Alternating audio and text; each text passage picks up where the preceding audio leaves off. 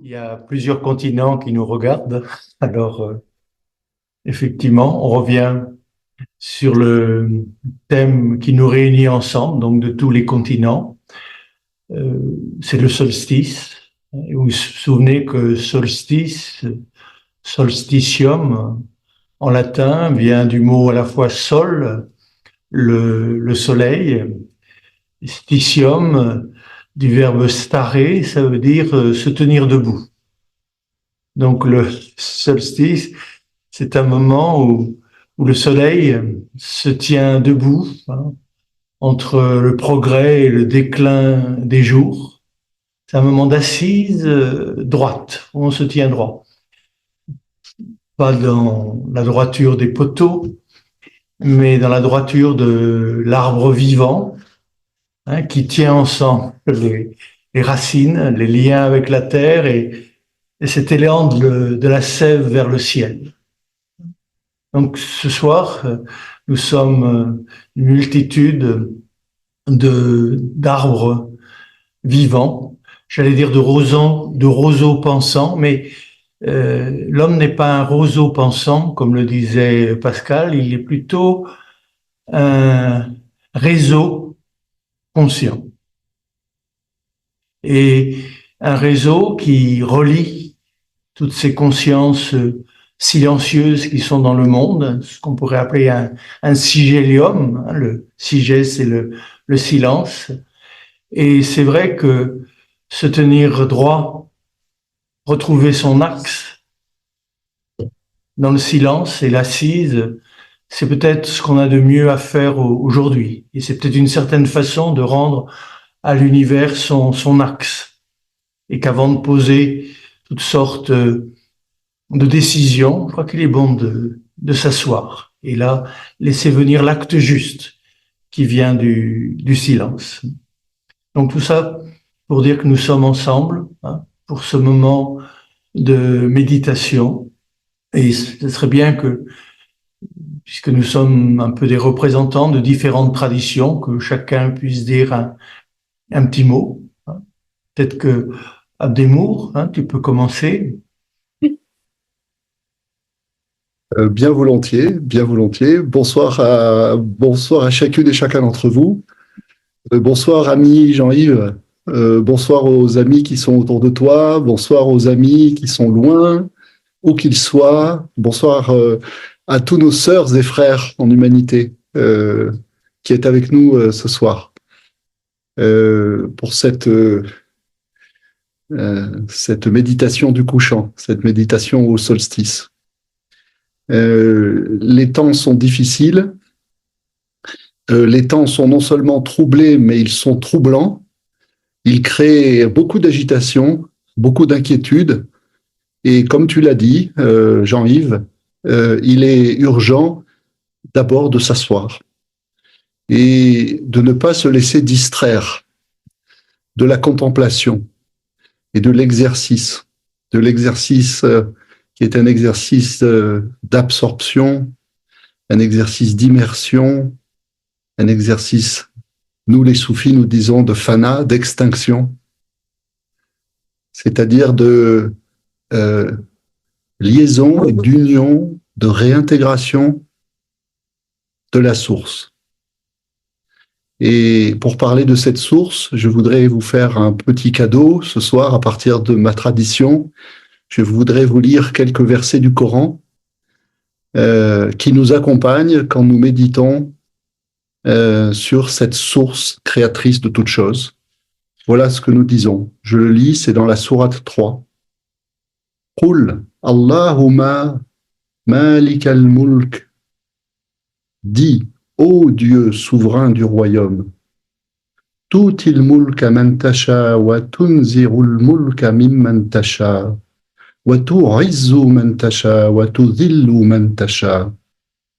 Tu donnes la royauté à qui tu veux et tu enlèves la royauté à qui tu veux. Tu honores qui tu veux et tu abaisses qui tu veux. Biyadik al-khayr. La félicité est dans ta main. Biyadik al-khayr. Innaka ala kulli shay'in qadir. car en vérité tu es puissant sur toute chose. تولج الليل في النهار وتولج النهار في الليل وتخرج الحي من الميت وتخرج الميت من الحي. Tu fais pénétrer la nuit dans le jour et tu fais pénétrer le jour dans la nuit. Tu fais sortir le vivant du mort et tu fais sortir le mort du vivant. وترزق من تشاء بغير حساب. Tu donnes ta récompense à qui tu veux, sans compter. Voilà, donc je n'ajouterai rien, évidemment.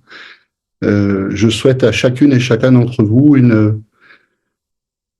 un bon moment d'immersion, de retour, de zikr, comme nous le disons, c'est-à-dire de souvenir simplement de ce qui est.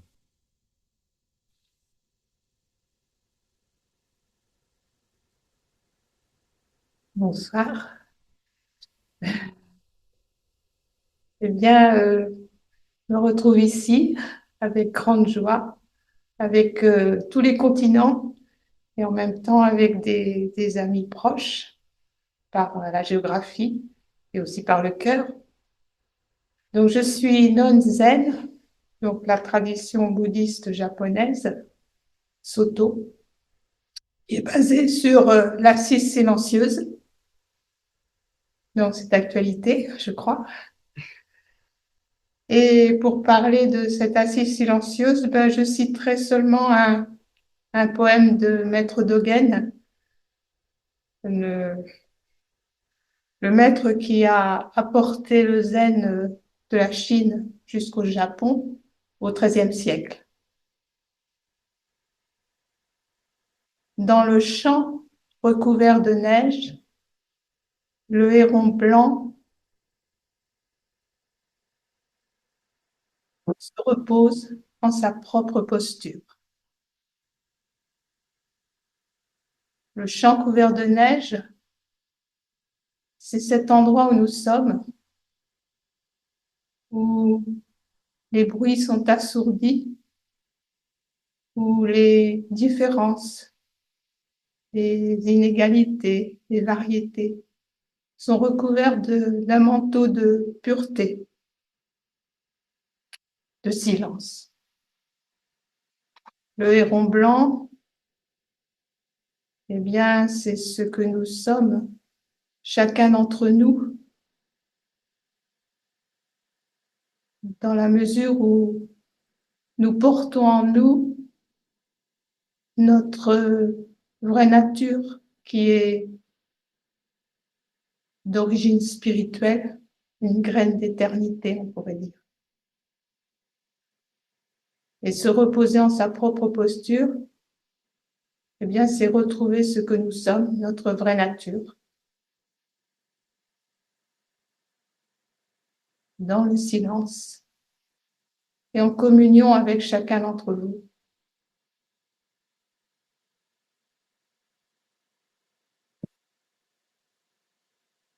Je ne crois pas nécessaire de rajouter autre chose, sinon ma grande amitié avec l'islam. Il m'a beaucoup apporté dans ma vie. Voilà.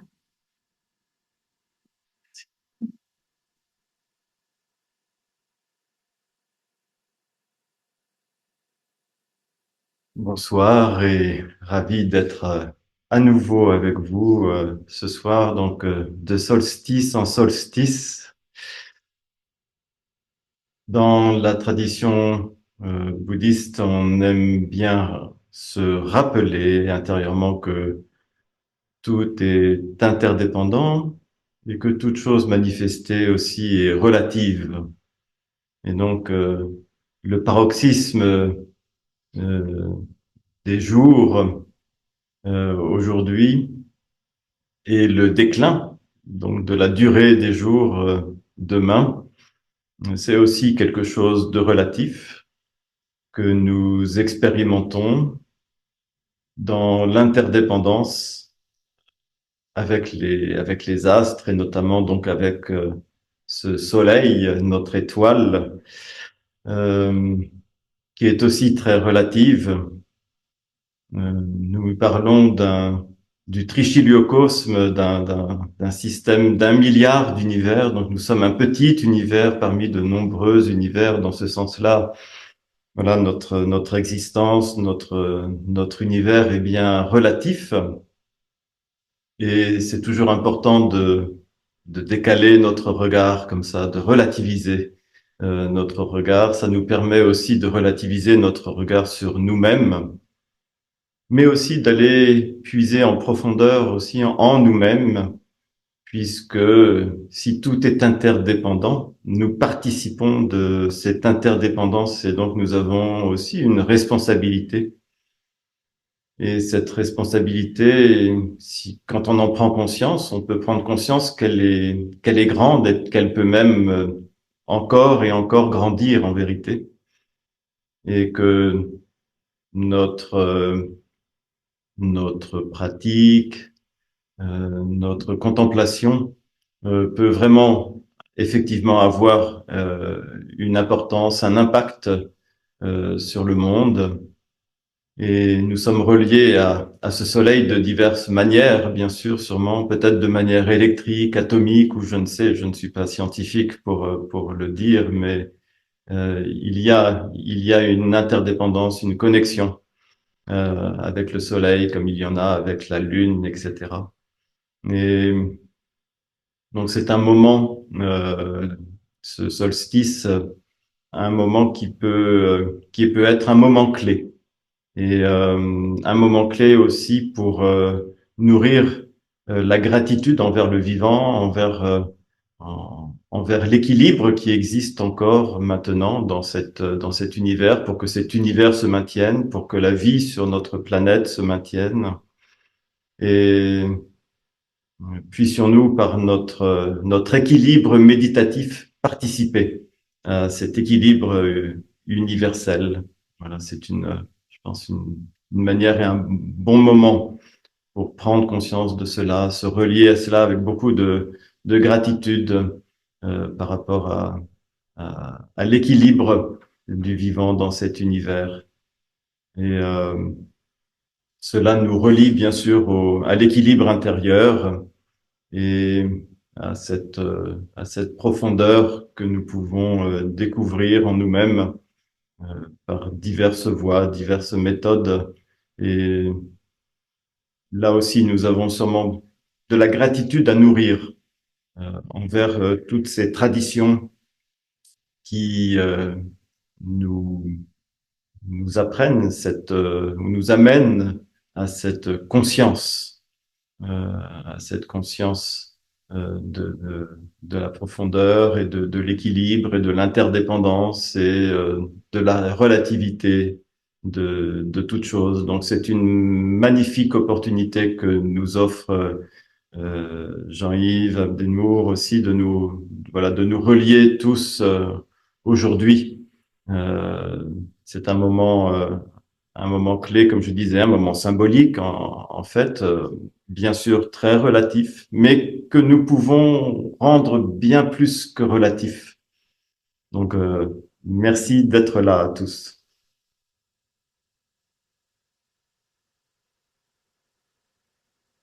Donc voilà, c'est le moment de plonger ensemble dans ce mouvement, ce grand mouvement de la vie qui se donne dans nos profondeurs. Nos corps sont séparés, nos matières sont séparées, plus ou moins proches, plus ou moins lointaines. Et il y a des océans qui nous séparent peut-être de personnes qui, intérieurement, nous sont tellement proches. Et c'est vrai que nos corps sont séparés, mais l'énergie qui habite ce corps entre en interaction avec les autres corps énergie. L'information qui est à l'intérieur de cette énergie est aussi partagée. Et au fond de l'énergie et de l'information, il y a la conscience. Et plus profond que la conscience, D'où naît la conscience? Il y a le silence et la source du silence. Je crois qu'aujourd'hui, plus que jamais, on a soif de cette source et de la partager avec tous ceux qui ont soif. Mais pour le moment, il s'agit de plonger dans ces profondeurs, là où nous ne sommes pas séparés, là où le réel un et infini nous donne de participer à sa paix et à sa beauté.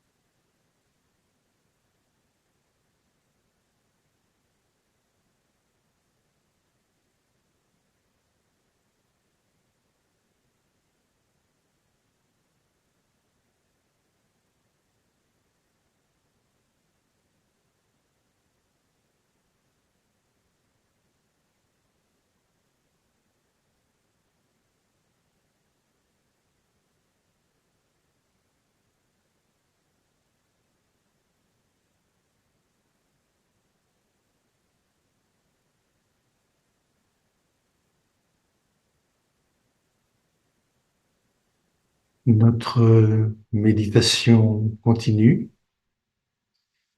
puisque nous continuons à respirer et que dans la profondeur, le silence est partout et toujours là. Comme le héron blanc dans la neige se tient droit, que ce héron blanc prenne aussi son envol pour rejoindre les autres hérons blancs et les autres oiseaux qui n'ont pas toujours les pieds dans la neige et qu'ils transmettent à tous la trace de notre fraternité, de notre amitié et de notre paix. Merci pour ce moment de respiration, de silence partagé.